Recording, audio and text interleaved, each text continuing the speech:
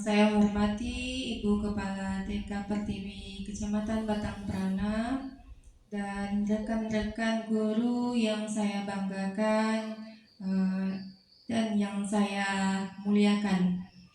Pada hari ini saya mengucapkan terima kasih khususnya kepada Ibu Kepala TK Pertiwi Batang Kecamatan Batang Prana yang telah mengizinkan saya untuk melakukan diseminasi atau menyebarkan pemahaman dan penerapan pengalaman. Juga saya mengucapkan ribuan terima kasih kepada rekan-rekan semuanya telah menyempatkan atau meluangkan waktu untuk mengikuti kegiatan ini. Kegiatan kita yaitu diseminasi budaya positif oleh saya sendiri, Lia Akbar, calon guru penggerak angkatan 9 dari TK Pertiwi Pematang, Kecamatan Batang Prana, Kabupaten Indragiri Hulu. Poin pada budaya positif ini ada perubahan paradigma belajar, disiplin positif, nilai-nilai kebajikan, kebutuhan dasar manusia, motivasi perilaku manusia, posisi kontrol guru, keyakinan kelas, dan segitiga restitusi. Sebelum masuk ke dalam materi yang lebih dalam, saya ingin menanyakan kepada ibu-ibu semuanya, apa sih menurut ibu-ibu semuanya budaya positif itu? Ada yang mau memberi jawaban?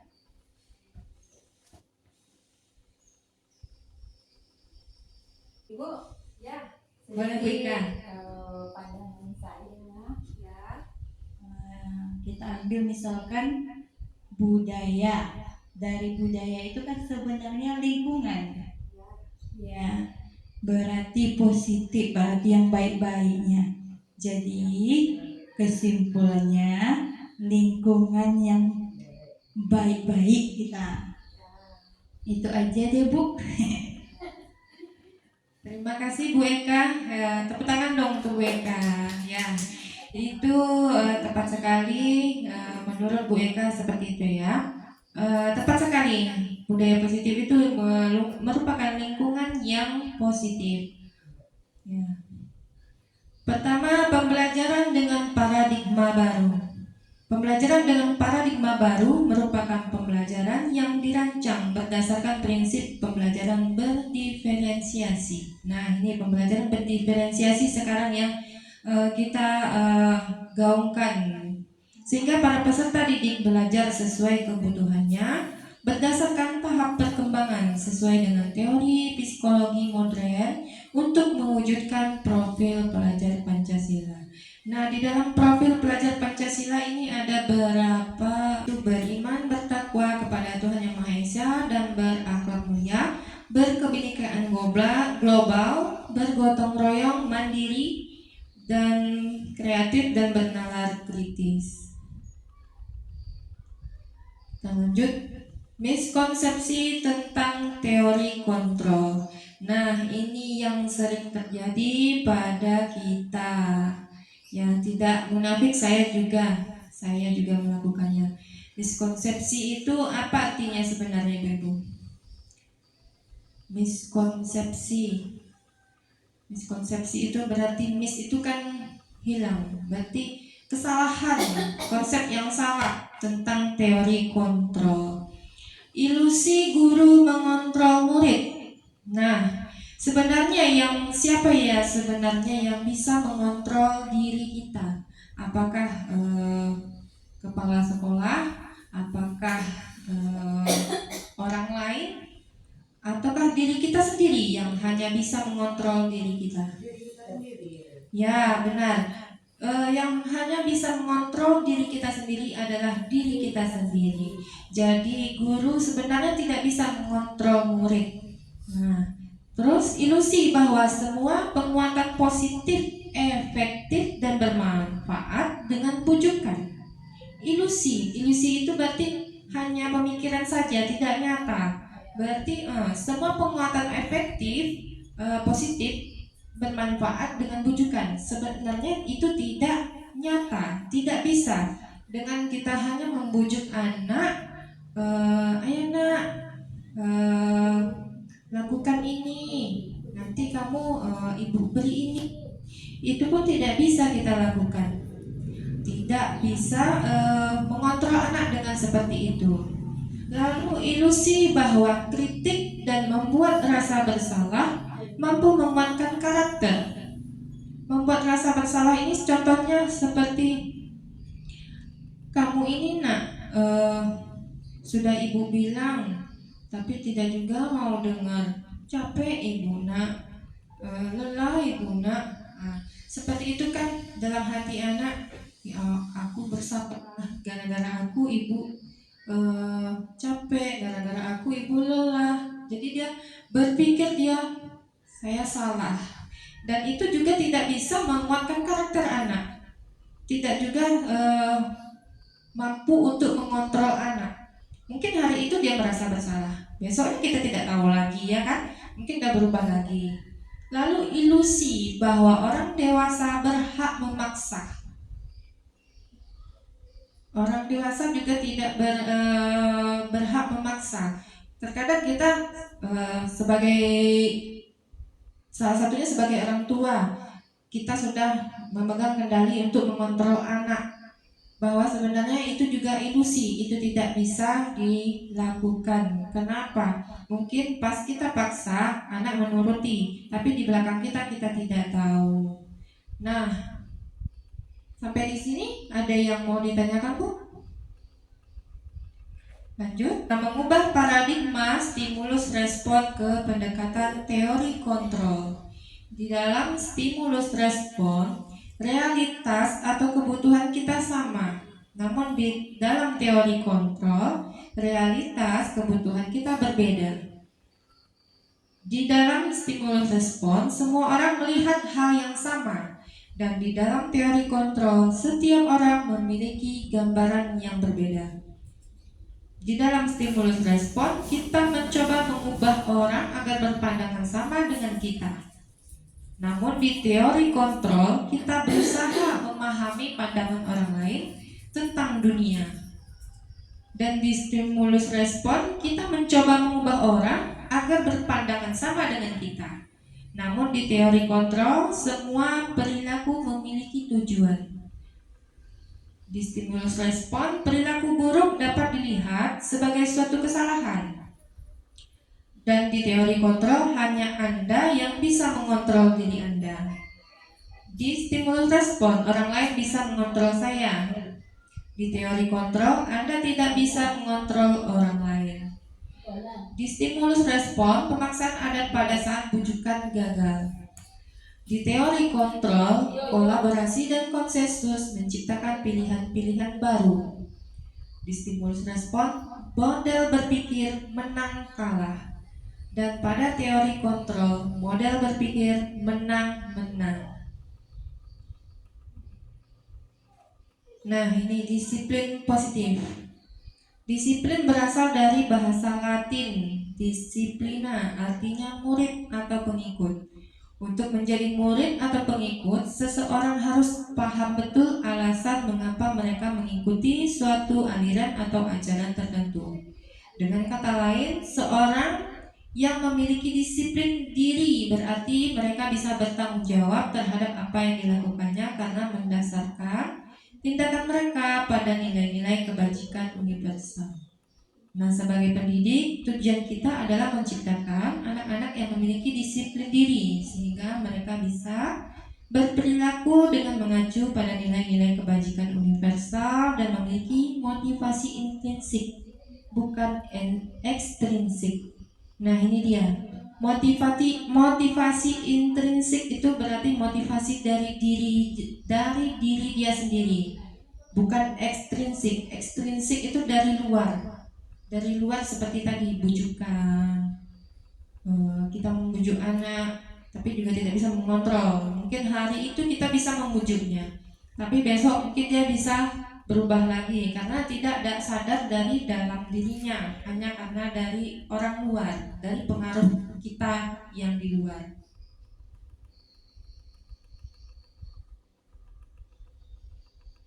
Lanjut, nilai-nilai kebajikan. Nah, ini dia nilai-nilai kebajikannya. Ini contohnya saja, sebenarnya banyak ya Bu ya. Nilai yang disepakati bersama, lepas dari suku bangsa, agama, bahasa maupun latar belakangnya.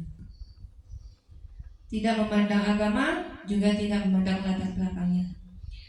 Di profil pelajar Pancasila, nilai-nilai kebajikannya yaitu beriman dan bertakwa pada Tuhan Yang Maha Esa dan berakhlak mulia, berkebinekaan global, gotong royong, mandiri, kreatif, dan bernalar kritis. Di dalam IBO Primary Years Program atau PYP ada nilai-nilai kebajikan, toleransi, rasa hormat, integritas, mandiri, menghargai, antusias, empati, keingintahuan, kreativitas, kerjasama, percaya diri, dan komitmen. Di dalam 9 pilar karakter atau IHF ada cinta Tuhan dan segenap ciptaannya, kemandirian dan tanggung jawab, kejujuran, diplomatis, hormat dan santun, dermawan, suka menolong dan gotong royong, percaya diri, kreativitas dan pekerja keras, kepemimpinan dan keadilan, baik dan rendah hati, toleransi, kedamaian, dan kesatuan. Nah, di sini ada keyakinan kelas. Mengapa sih keyakinan? Mengapa bukan peraturan kelas? Di sini ada yang mau memberikan pemahamannya, boleh salah satu dari ibu atau dua memberikan masukan. Mengapa keyakinan kelas? Mengapa bukan peraturan kelas saja?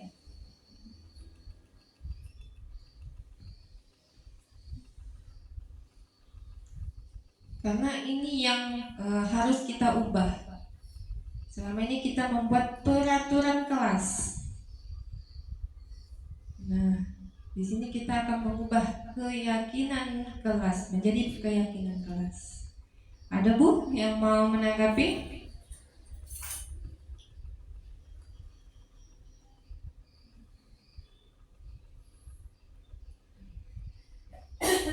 Ada? Lanjut? Oke. Nah, kenapa keyakinan kelas?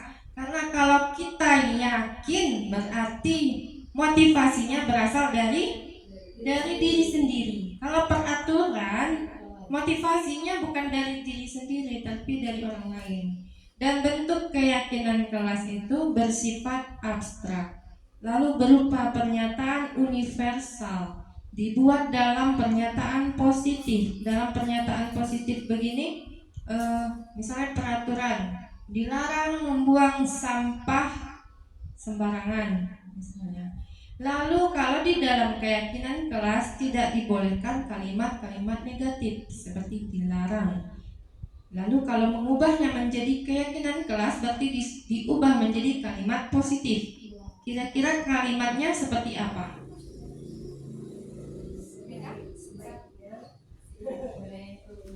Sebaiknya kita membuang sampah pada tempatnya. Boleh, sebaiknya kita membuang sampah pada tempatnya, atau buanglah sampah pada tempatnya. Boleh juga ya. Nah, dalam keyakinan kelas juga sedikit saja agar mudah diingat. Lalu sesuai dengan kondisi kelas dan sekolah sehingga mudah diterapkan.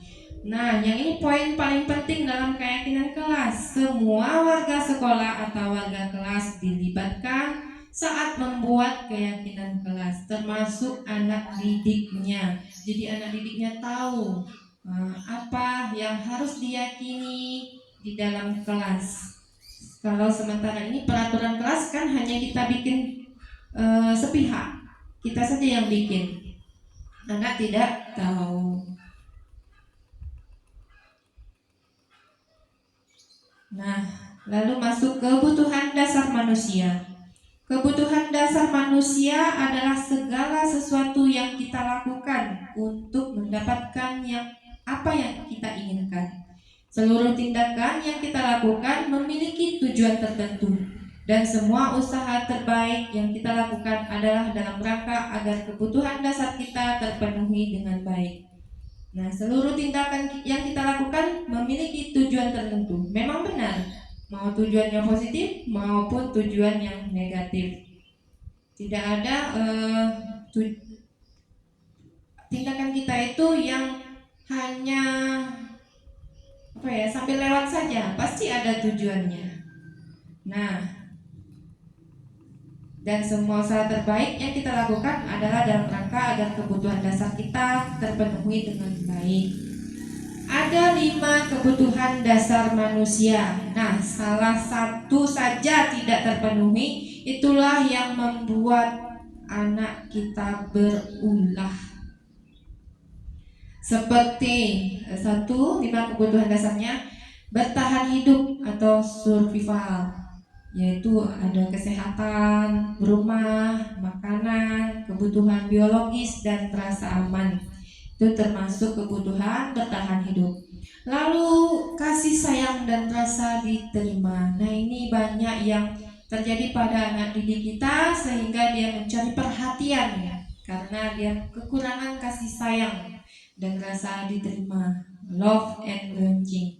Rasa diterima, dipedulikan, berbagi, kerjasama, menjadi bagian dalam kelompok. Terkadang mereka kekurangan ini di rumah, lalu mereka praktekkan semua unek-uneknya di sekolah. Nah, itu yang kita rasakan. Lalu kebebasan, nah ini juga sering terjadi pada anak-anak kita. Mandiri, memiliki pilihan, mencoba hal baru, mampu mengendalikan arah dirinya. Nah, lanjut kesenangan. Juga ini merupakan yang paling identik dengan anak kita. Bermain, humor, antusiasme, dan tertawa. Lalu penguasaan, harga diri, diakui, didengarkan, memimpin, dan berprestasi. Dari kelima ini, kira-kira yang paling sering terjadi pada anak didik kita yang mana? Kekurangan yang mana? Kalau ibu-ibu mau memberi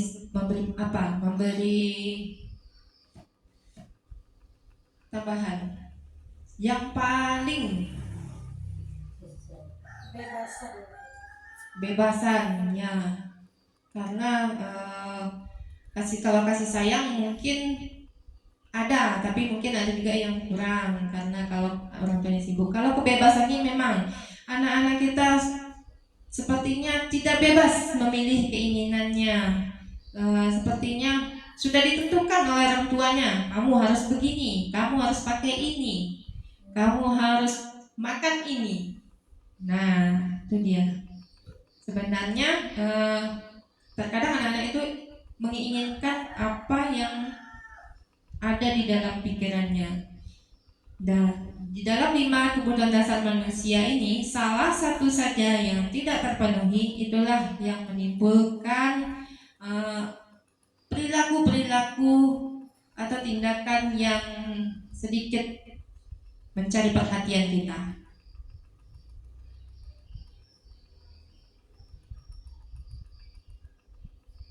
Oke, lanjut. Ini dia motivasi perilaku manusia. Ada 3. Yang pertama, untuk menghindari ketidaknyamanan atau hukuman. Di sini contohnya seorang anak mengikuti apa yang kita lakukan karena takut dihukum atau diceramahi.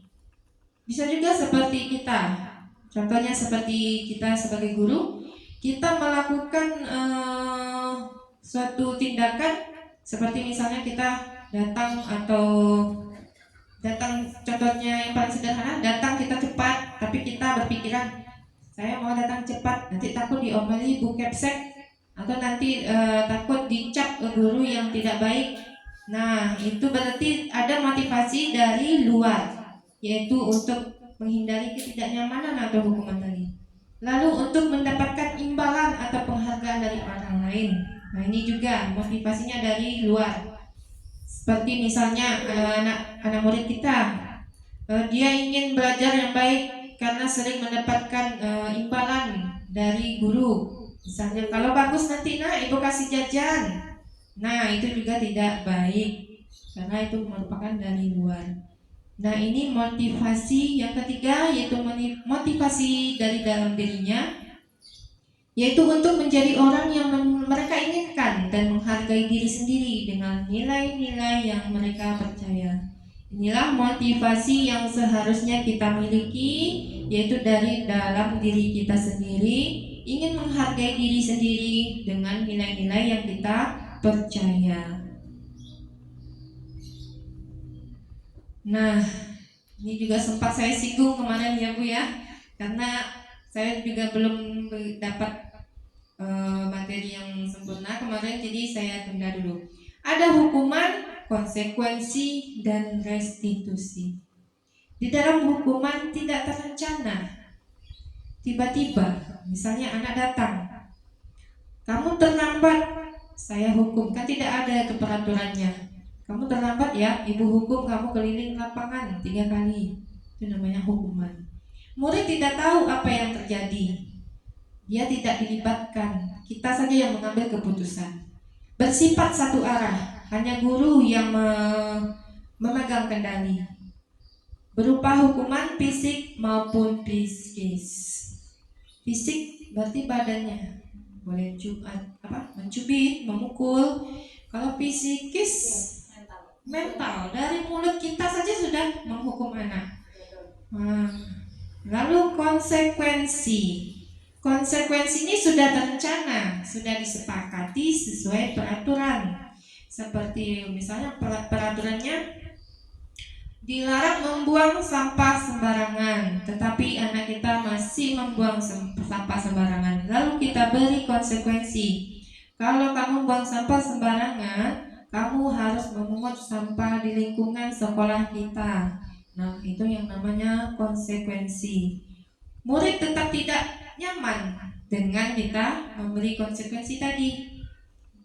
Lalu sikap guru selalu memonitor murid. Nah, selalu kita memonitor perilaku murid. Kita mengobservasi, melihat, selalu kita memantaunya.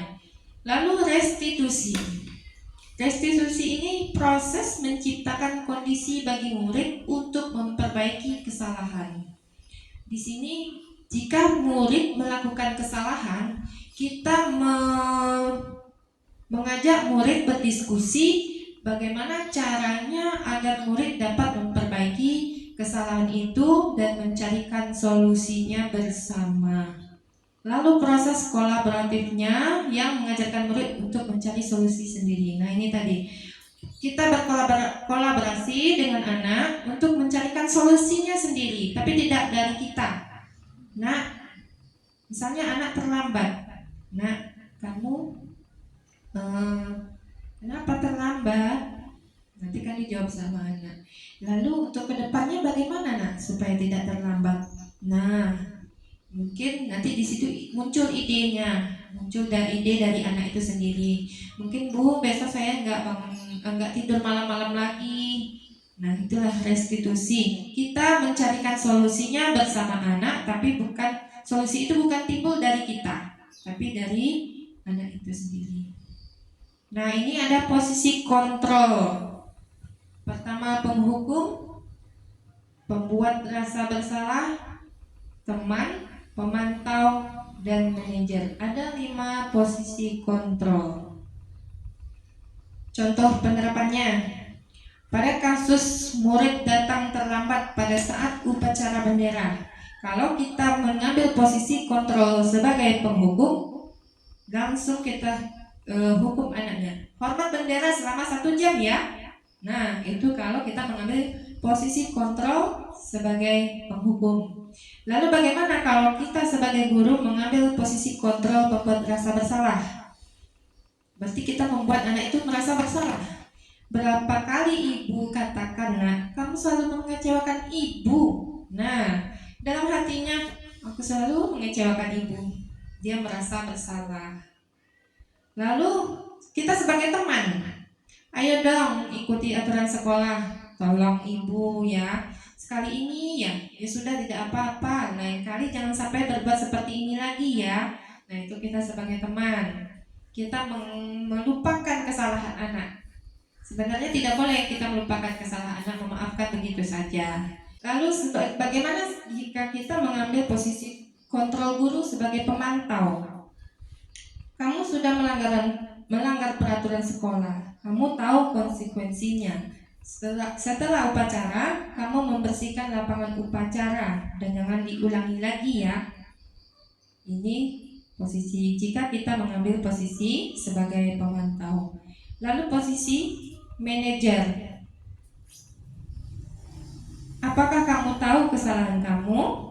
Kira-kira bagaimana kamu memperbaiki kesalahanmu? Nah, ini jika kita mengambil posisi kontrol guru sebagai manajer, kira-kira mana posisi yang paling baik menurut ibu-ibu?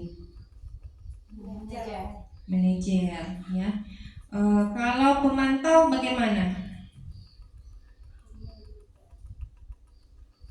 Apakah sudah baik atau masih belum? Itu kan sekalian memberi hukuman. Ya, masih ada konsekuensinya, tidak mencari solusi untuk kedepannya. Mana tahu bisa diulangi lagi besoknya sama anaknya kan. Lanjut. Nah, pertanyaan, posisi kontrol apakah aku? Nah, menurut ibu-ibu, awas kalau tugasnya nanti tidak siap ya. Nah, kira-kira apa ini?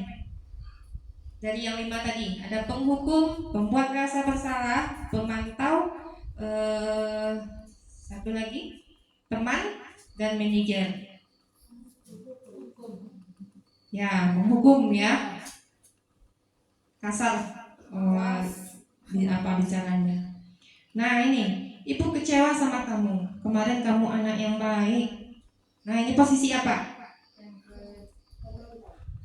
Yang kedua tadi ya, yang ketiga Nah, pembuat rasa bersalah. pembuat rasa bersalah. Ya, ibu kecewa sama kamu. Kemarin kamu anak yang baik. Timbul rasa bersalah pada diri anak. Nah, ini pertanyaan ketiga. Kamu tahu ini jam berapa? Kamu terlambat 15 menit. Nanti jam istirahat kamu ditinggal di kelas menyelesaikan tugas. Pemantau ya. Karena dia memantau sesuai dengan ya peraturan. Ya. Lanjut. Apa rencanamu untuk memperbaiki masalah ini? Ya, ini posisi manajer.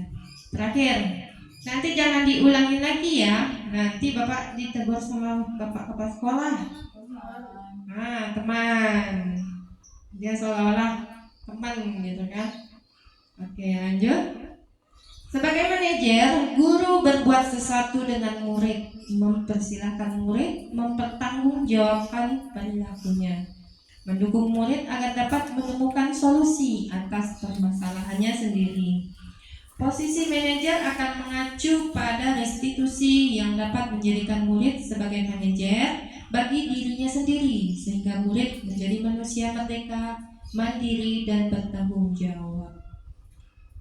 Nah, penyelesaian masalah dengan segitiga restitusi.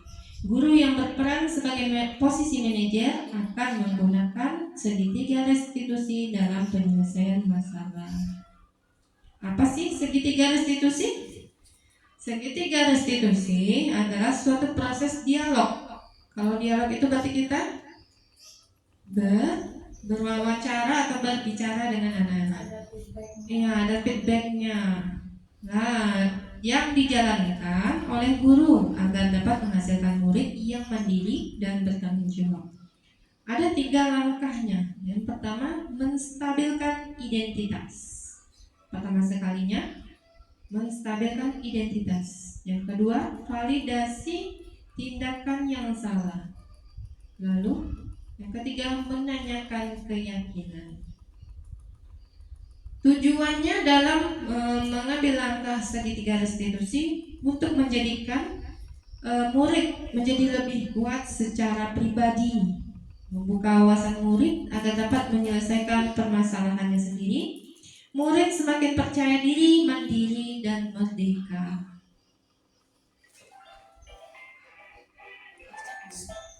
Di dalam menstabilkan identitas, berdasarkan prinsip membuat kesalahan adalah bagian dari proses pembelajaran. Contohnya, kita mengatakan kepada anak berbuat salah itu wajar.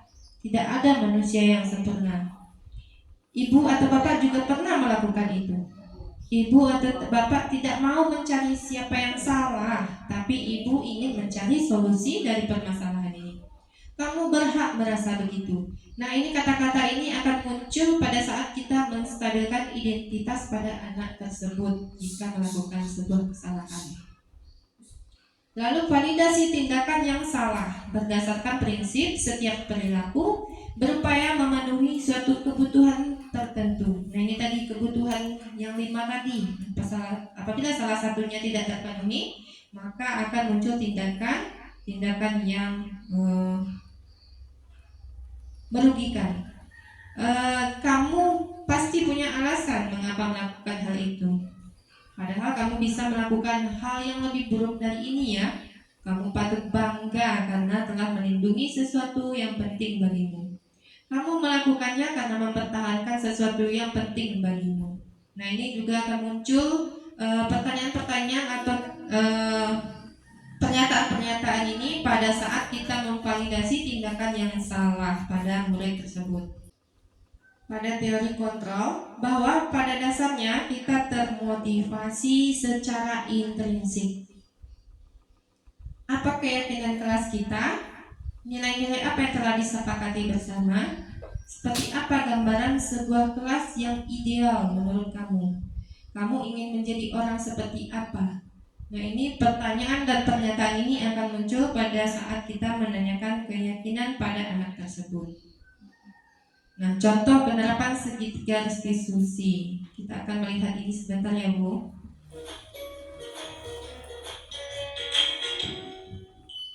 Salam dan bahagia Ibu dan Bapak Guru hebat. Pada video kali ini kita akan membahas tentang salah satu program disiplin positif yang diterapkan di lingkungan sekolah yang dikenal dengan nama restitusi.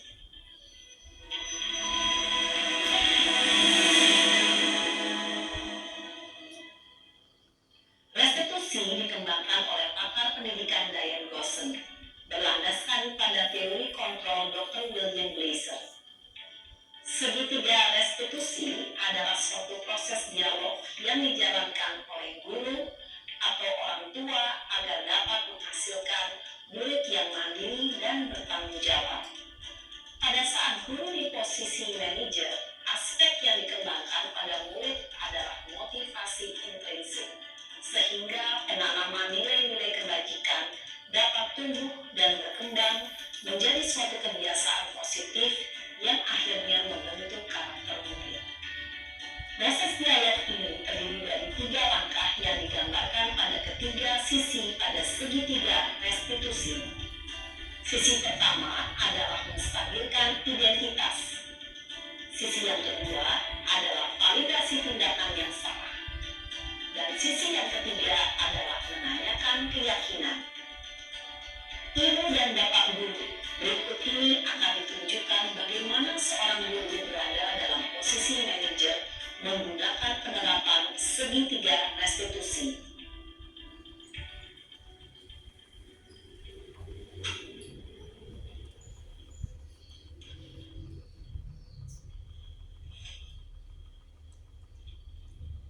Siang, Sarah. Siang, Pak. Sudah lama nggak ketemu Sarah? Kenapa hari ini ada di sini? Kesel, Pak. Kesel banget. Masa aku dikatain tukang fitnah, Pak? Ya aku marah lah. Aku dari dikatain Eka di depan kelas. Kesel banget. Oh, begitu. Ya pasti kamu marah dan kesal. Bapak juga akan marah apabila ada yang menuduh Bapak seperti itu. Kemudian, pada saat itu, kamu mau melakukan apa? Ya saya langsung ngatain Eka lah, Pak. Kesel banget. Saya ditakut-takut dia depan teman-teman lain.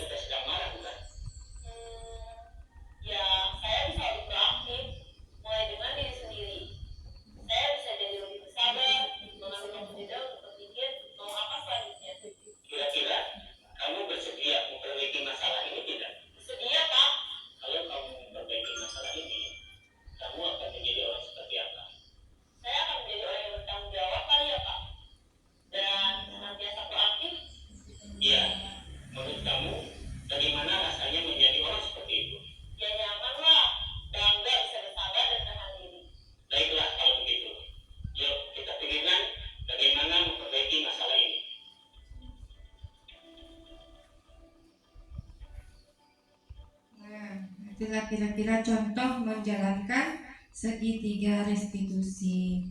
Karena anak yang sedang marah itu tidak langsung bisa kita nasihati, tidak akan masuk apa yang kita nasihati ke dalam pemikiran anak yang sedang marah, yang sedang lagi emosinya gitu kan. Kita saja sebagai orang dewasa juga begitu. Apabila saat kita sedang marah, apapun masukan atau saran dari orang itu tidak akan kita dengar karena tidak merasa dalam diri kita itu belum selesai gitu. Baik, penutup P-nya ke bawah. Ya, dalam penerapan program disiplin positif hendaknya guru memiliki standar kepribadian profesional dan sosial yang baik, di mana guru mampu merefleksi dirinya dalam posisi kontrol saat ini. Bagaimana perjalanan dirinya sebagai among atau manajer yang menuntun murid-muridnya menjadi insan yang mandiri, merdeka, dan bertanggung jawab sesuai standar nasional pendidikan kita. Alhamdulillah, terima kasih. Sampai di sini, apakah ada yang ingin ditanyakan atau ingin diberi masukan, saran terhadap saya? Silahkan. Boleh bertanya, boleh saran, boleh kritikan yang membangun. Terima kasih, kata Bu Tessa, lanjutkan. Terima kasih atas dukungannya Bu Tessa. Baik, itulah yang dapat saya sampaikan pada materi kali ini. Semoga kita selalu diberi kesehatan, selalu diberi ketabahan, kesabaran untuk menghadapi anak-anak didik kita yang beragam, dan selalu menjadi guru yang bisa menjalankan seperti yang tadi metode segitiga restitusi dalam menghadapi masalah anak-anak kita. Itu saja mungkin yang dapat saya sampaikan. Atas perhatiannya saya mengucapkan terima kasih. Assalamualaikum warahmatullahi wabarakatuh. Semuanya, halo.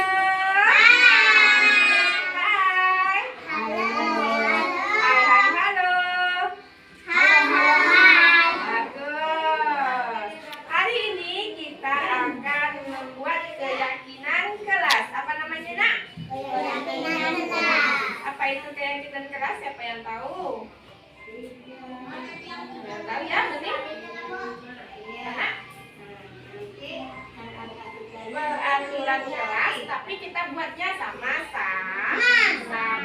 Kita yakini bersama.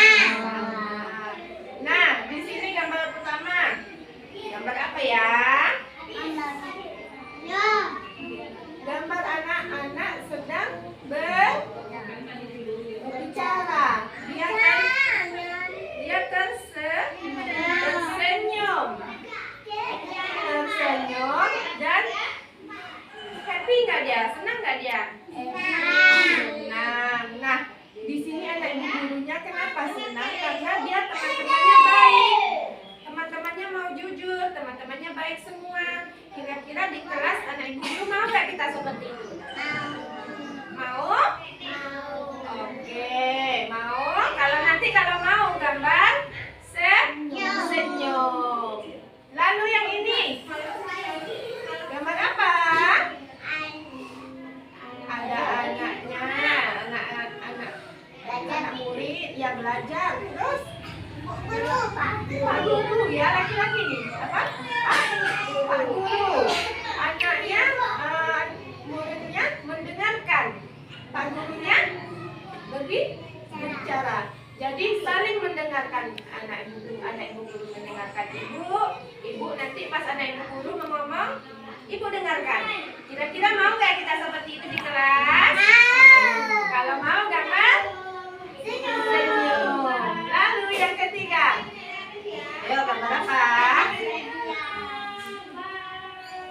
Kasih hadiah boleh. Senyum apa sedih dia? Senyum.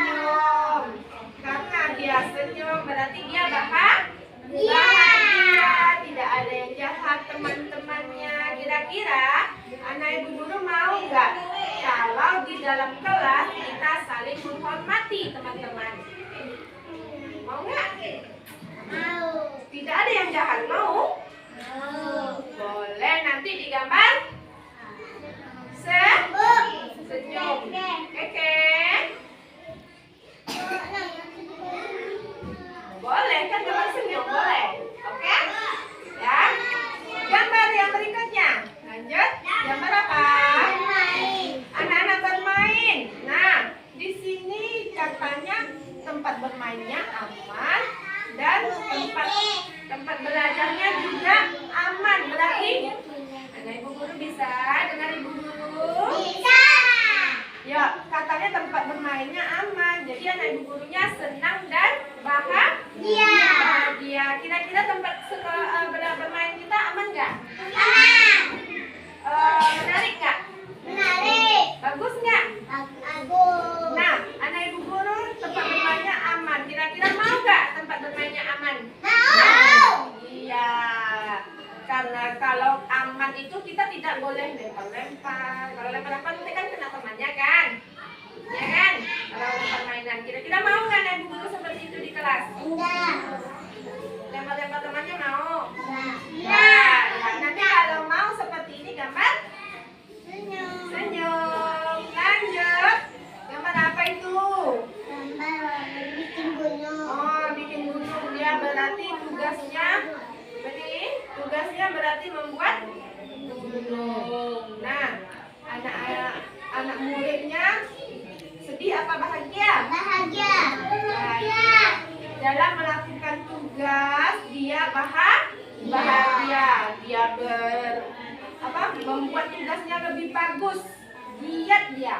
Berlatih dia, gigih dia dan melakukan yang terbaik. Kira-kira anak ibu mau nggak seperti itu di kelas? Mau. Memberikan yang terbaik supaya mendapat nilai yang baik.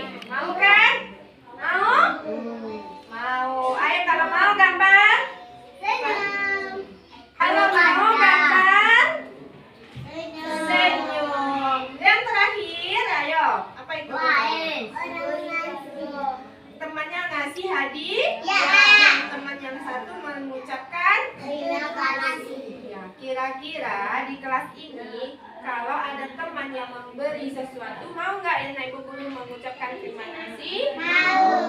Kalau ada temannya yang minta tolong atau ibu gurunya yang minta tolong, mau nggak anak ibu guru menolong? Mau. Jadi sepakat kita mau berterima kasih dan minta tolong di kelas? Kalau mau gambar senyum. Oke, sekarang waktunya gambar senyum. Ini